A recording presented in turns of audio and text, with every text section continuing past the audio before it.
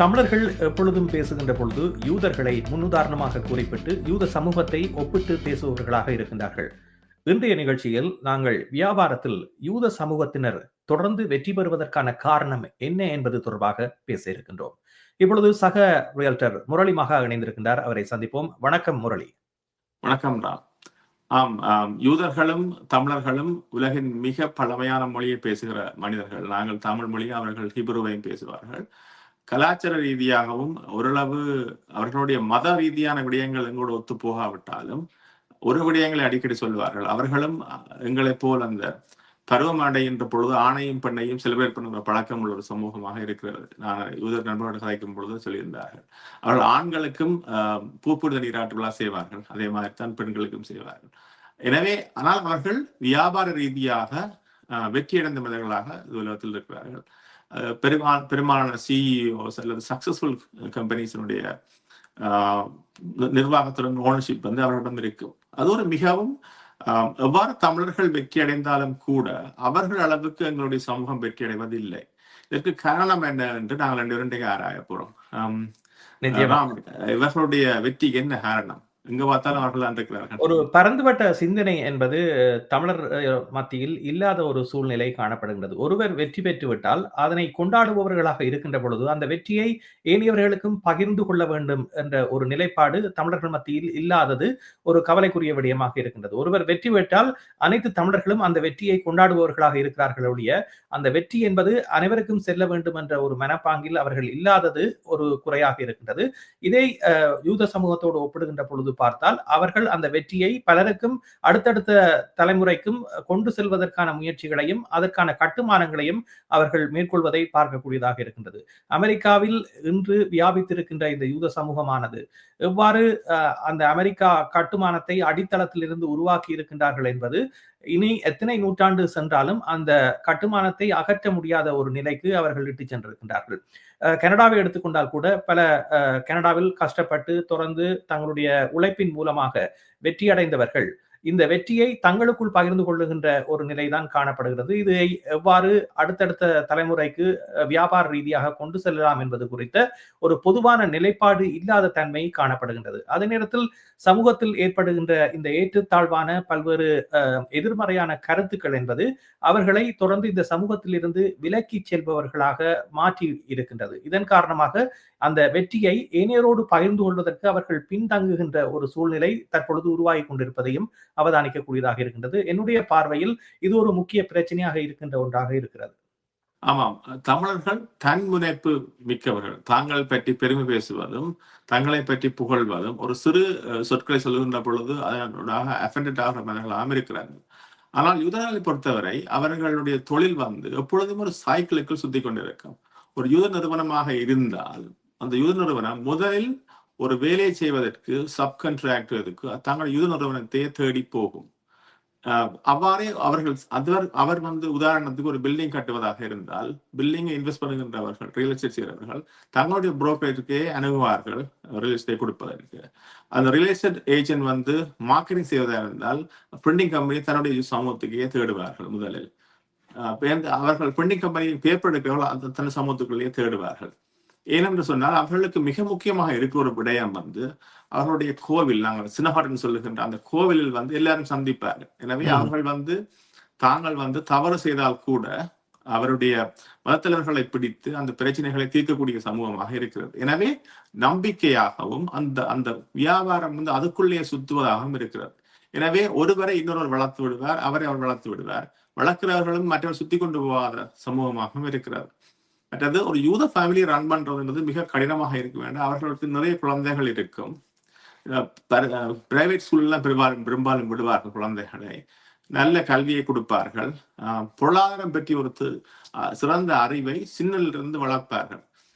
அவர்கள் சொல்லுவார்கள் தங்கள் குழந்தைகளுக்கு தங்களுடைய பொருளாதார நிலைமை ஆரம்ப காலங்களிலிருந்தே தெளிவுபடுத்துவது என்று. அதுமன்றி பொருளாதாரத்தின் முக்கியம் பற்றி சிறுவயதிலிருந்தே அவர் கற்பிப்பார்கள்.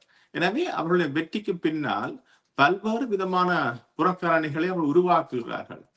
எனக்கு ஒரு வாய்ப்பு கிடைத்தது. நான் கல்லூரியில் படிக்கிற காலங்களில் அதாவது பேபி சிட்டிங் அவர் சேர்ந்தேன். அமெரிக்காவில் பேசிக் சேர்ந்தது. அவர் யூத ஃபேமிலியின் டாக்டருடைய ஃபேமிலியில் தான் நான் 2 மணி நேரங்கள் மாலை 3 to 5 வரை பேபி சிட்டிங் செய்வேன். அவர் 2 குழந்தைகள் இருந்தன. அவர்களுக்கு வேலைகள் பிரித்து கொடுக்கப்பட்டிருக்கும். அந்த வேலைகளை நான் செய்தால் அவர் மகனுக்கு தண்டனை வழங்குவார். அப்படிதான் நான் வைத்திருக்கேன். அதாவது அந்த பிள்ளைகள் அந்த தங்களுடைய தேவைகளை பூர்த்தி செய்வதற்கான எல்லா வேலையும் தாங்களே பழகி கொள்ள வேண்டும், தாங்களே பொருளாதார மனநிலை உள்ளவர்களா இருக்க வேண்டும் என்ற ஒரு சைக்கிளை அவர் உருவாக்கி வைத்திருந்தார். மிகச்சிறந்த அணுகுமுறை. அப்ப அது அவருடைய வெற்றிகளுக்கு பின்னால் ஆரம்பத்தில் போடுற திட்டங்களும் கூட்டு சமூக முயற்சியும் தான் நான் நினைக்கிறேன். தமிழ் சமூகத்தை பொறுத்தவரையில் இவ்வாறான பல வெற்றிகளை கண்ட இனமாக தமிழ் சமூகம் இருக்கின்ற பொழுதிலும் ஒரு நிலையை அடைகின்ற பொழுது அதை ஒரு கௌரவமாக கருதி அவர்கள் இந்த அடிப்படை விடயங்களை செய்ய தவறிவிடுகிறார்கள். ஒருவர் வளர்ச்சி பெற்ற சமூகமாக மாறுகின்ற பொழுது அந்த இடத்தில் இருந்து அவர்கள் வளர்கின்ற குழந்தைகளை கவனிக்காதவர்களாக மாறுகின்ற பொழுது, அவர்களுக்கு தாங்கள் எவ்வாறு வந்தோம் என்ற ஒரு விடயத்தை புகட்டாதவர்களாக மாறுகின்ற பொழுது, அந்த குழந்தைகள் பின்னர் ஏனைய சமூகங்களோடு இணையக்கூடியவர்களாக மாறிவிடுகிறார்களே ஒழிய தங்களுடைய அடையாளத்தை தொலைக்கக்கூடியவர்களாக மாறுகிறார்கள். இளம் பிராயத்தில் அந்த குழந்தைகள் தொடர்ந்து இவ்வாறான சமூக நிகழ்வுகளிலும் பல விடயங்களிலும் அக்கறையோடு செயற்படுபவர்களாக இருந்து பின்னர் ஒரு காலகட்டத்தில் அவர்கள் மாறுகின்ற நிலை என்பது இப்போதைய தலைமுறை இடைவெளியில் பார்க்கக்கூடிய ஒன்றாக இருக்கிறது. இப்பொழுது ஆரம்ப காலகட்டத்தில் இப்பொழுது ஒரு 5ஆம் வகுப்புக்கு உள்ளே இருக்கின்ற மாணவர்களுடைய தொகையை பார்க்கின்ற பொழுது அவர்கள் இந்த சமூக ஈடுபாட்டோடு செயற்படுகின்ற பல விடயங்கள் பெற்றோருடைய தூண்டுகோலின் அடிப்படையில் அவர்கள் அதற்குள் இணைந்து பின்னர் அவர்கள் இந்த விடயங்களை செய்பவர்களாக மாறுகிறார்கள். ஆனால் அந்த தொடர்ச்சி என்பது ஒரு ஹைஸ்கூல் முடியும் பொழுது இல்லாமல் போகின்ற ஒரு சூழல் காணப்படுகின்றது. ஒப்பீட்டு அளவில் தான் நான் இந்த விடயத்தை பார்க்கக்கூடியதாக இருக்கின்றது. ஆகவே இந்த விடயங்களை நாங்கள் தொடர்ந்து எடுத்துச் செல்பவர்களாக அதற்கான கட்டுமானங்களை செய்யக்கூடியவர்களாக மாற வேண்டும் என்பதும் இதற்கு சமூகத்தினுடைய பங்களிப்பு மிகவும் ஒரு முக்கிய சக்தியாகவும் இருக்கின்றது என்பது உண்மை. ஆனால் அந்த சமூகத்தினுடைய கட்டமைப்பு ரீதியிலான விடயங்கள் இதுவரை செய்யப்படவில்லை என்பது ஒரு கவலைக்குரிய விடயமாக இருக்கிறது. கட்டடங்களும் அதிக அளவிலான பேச்சுக்களும் அதாவது ஒரு சோசியல் மீடியாவில் கதைப்பதும் மட்டும் கலாச்சாரம் அல்ல. பல்வேறு கலாச்சார நிகழ்வுகளில் தமிழ் சமூகத்தில் நாங்கள் என்னத்துக்கு செய்கிறோம் என்றது தெரியாத அளவில் ஒரு என்னுடைய குழந்தைகள் ஏன் பிள்ளையாருக்கு யானை முகம் இருக்கிறதுக்கு நான் கதை தான் சொல்ல வேண்டியதாக இருக்கிறது தவிர அது பற்றி ஒரு தெளிவான அறிவு எனக்கே இருப்பதில்லை. அப்ப சமூகம் என்றது என்ன, ஏன் அப்படி மாற்றங்கள் நிகழ்கிறது என்ன, ஒரு தெளிவற்ற சமூகமாக நாங்கள் இன்றும் பயணிக்கிறோம். அதோடு இந்த கூட்டு முயற்சிக்கான தடை எங்கேயோ வந்து கொண்டிருக்கிறது. எனக்கு எங்கென்று விளங்கவில்லை. கூட்டு முயற்சிக்கான முயற்சி எங்கள் சமூகத்தில் இருப்பதில்லை. அதுதான் எங்கள் சமூகத்தில் ஈவன் மிகச்சிறந்த ஆளுமை உள்ளவர்களாகவும் யூதர்கள் போன்று இடைவிடாது வேலை செய்யக்கூடியவர்களாகவும் ஸ்கில் டெவலப்மெண்ட் உள்ளவர்களாக இருந்த போதும் கூட எங்கள் சமூகம் அவர்கள் அளவுக்கு வளர்ச்சி அடைவதற்கு காரணம் எங்கள் கூட்டு முயற்சியோ அல்லது எங்களுக்கு ஒரு ஒருங்கிணைவின்மை என்றுதான் நான் நினைக்கிறேன். இதே நேரத்தில் முரளி, நீங்கள் இன்னொரு விடயத்தை குறிப்பிட்டீர்கள். இந்த ஒரு யூத சமூகத்தில் ஒரு வியாபாரத்தை தேடுகின்ற பொழுது தங்களுடைய சமூகத்தில் அதனை முதலில் தேடுவார்கள் என்று. அந்த விடயம் தமிழ் சமூகத்தில் இல்லாமல் இருப்பதற்கான காரணம் ஏனைய தெரிவுகளை மேற்கொள்வதற்கான பல தெரிவுகளுக்கு செல்ல வேண்டிய நிலைக்கு தமிழ் சமூகத்தை தள்ளுகிறார்கள் என்று கூற வேண்டும். ஏனென்றால் ஒரு சிலர் இவ்வாறான விடயங்களில் அக்கறை காட்டாமல் தங்களுடைய சேவைகளிலும் அதே நேரத்தில் ஏனைய விடயங்களிலும் தரம் என்ற விடயத்தை கைவிடுபவர்களாக மாறுகின்ற பொழுது அல்லது ஒரு குறிப்பிட்ட வெற்றியை அடையும் மட்டும் அந்த தரத்தை பேணுபவர்களாக இருந்துவிட்டு பின்னர் ஒரு காலகட்டத்தில் அந்த வெற்றியை நோக்கி சென்று அந்த வெற்றி கனியை பறிக்க தொடங்கியவுடன் எங்களிடம் வாடிக்கையாளர்கள் பலம் இருக்கிறது தானே, எப்படியும் எங்களிடம் தான் வருவார்கள் தானே என்ற ஒரு ரீதியில் ஏனைய விடயங்களை மறப்பவர்களாக மாறுகின்ற பொழுது அந்த சமூகம் எங்களிடமிருந்து தொடர்ந்து விலகிச் செல்லுகின்ற ஒரு நிலைக்கு தள்ளப்படும். இதன் காரணமாக சமூகத்தில் ஏற்கனவே திறமையாகவும் தரமாகவும் சேவைகளை வழங்கக்கூடியவர்கள் கூட பாதிக்கக்கூடிய ஒரு நிலைக்கு செல்லுகின்றது. ஆகவே ஒட்டுமொத்த சமூகமும் எமது சமூகத்திற்கு சேவையை வழங்குகின்ற பொழுது நாங்கள் இந்த தொழில் நேர்மையையும் தொழில் விடயங்களையும் உன்னிப்பாக கவனித்து ஒரு தொழிலில் கூடுதலான அறிவை பெற்றவர்களாக அந்த சேவையை வழங்குகின்ற பொழுது எம் இனம் தொடர்ந்து எங்களுக்குள்ளேயே சேவையை பெறுவதற்கான ஒரு முயற்சியில் ஈடுபடுவார்கள். அதில் தொழில் முனைவோரும் தொழில் கொள்வோரும் இருவருமே சம்பந்தப்பட்ட விடயமாக இருக்கின்றது. இந்த விடயங்களை கவனித்துக் கொள்ளுகின்ற பொழுது மக்கள் தொடர்ந்து நம்பிக்கை மிகுந்தவர்களாக எமது சமூகத்திலேயே சேவையை பெறுபவர்களாகவும் எமது வியாபாரங்களை தொடர்ந்து வளர்ப்பவர்களாகவும் இருப்பார்கள். நீங்கள் இப்படி குறிப்பிடும் மிக முக்கியமான விஷயத்தை குறிப்பிட்டீர்கள். தரம் என்கிறது ஒரு சில வேளைகளில் நானும் இதை அவதானித்திருக்கிறேன். நானும் கொடுக்கின்ற பொழுது சில வேளைகளில் தரக்குறைவாக வருகிற பொழுது எனக்கே சில ஃப்ரஸ்ட்ரேஷன் ஆகிறது உண்மைதான்.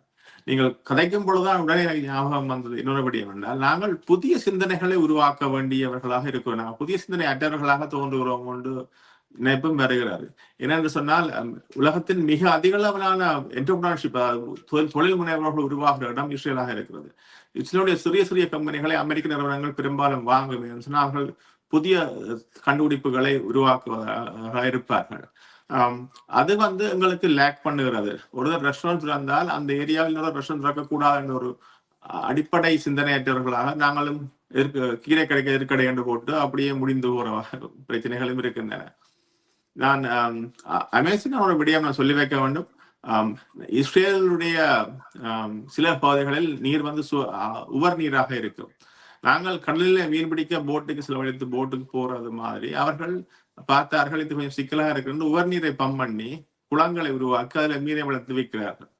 இது ஒரு சிந்தனை திறன். இப்ப நான் யோசிக்கிறேன், சில சில சில குடும்பங்களில் இலங்கையில் மீன்பிடி படகோடு செல்வதற்கான வாய்ப்பு குறைவு. ஏன்னு சொன்னா சில ஆண்களற்ற குடும்பங்கள் அப்படி ஒரு ஒரு குளத்தை உருவாக்குவதூடாக அதனுடைய பிளாஸ்டிக் குளம் உருவாக்குவதாக அதில் மீனை வளர்த்து விற்பனை செய்யலாம்.